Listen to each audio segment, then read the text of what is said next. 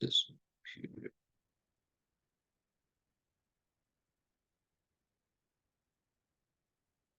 Okay, You're going? that's going. All right. So,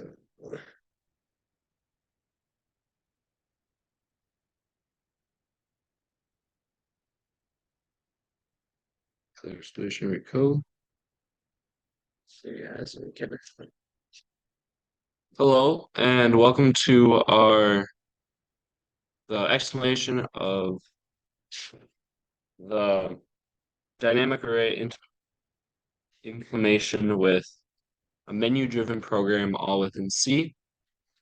As you can see, the code itself, 171 lines, and let's get started. Yeah. All right. First, it's going to start with asking you what elements do you want in the array? How many elements do you want in the array? Right. Yep. So you can put in, let's say we want 10 elements, and there it auto generates an array with numbers from zero or yeah, numbers from or elements from 0 to 10. So, And that is generated using time. So it's yep. going to be randomly assigned based on the time of the input. All right. Yep. So yeah, we can try our first function here of inserting an element. So we'll enter a choice of 1. We can select any element we want to insert. So let's just say we want to insert the element 1 at index 0.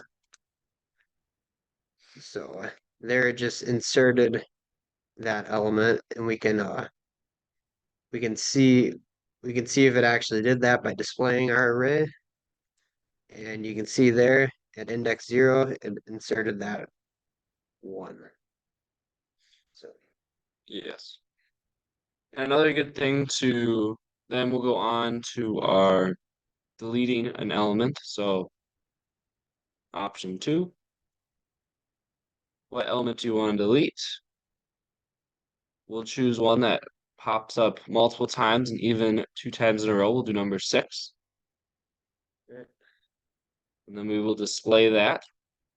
You can see it changes the size of the element.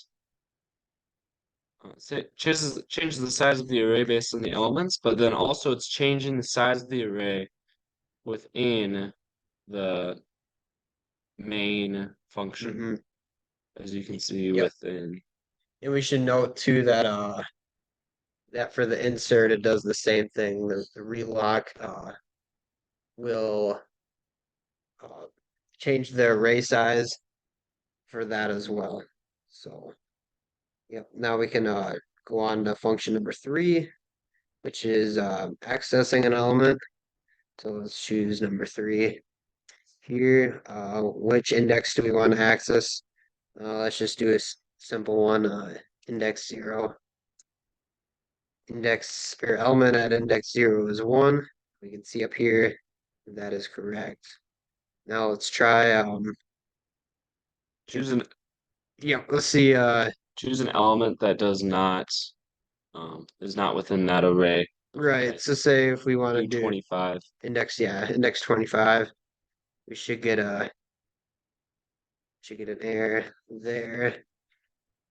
So and then now yeah, we can move on to modify. So if we want to modify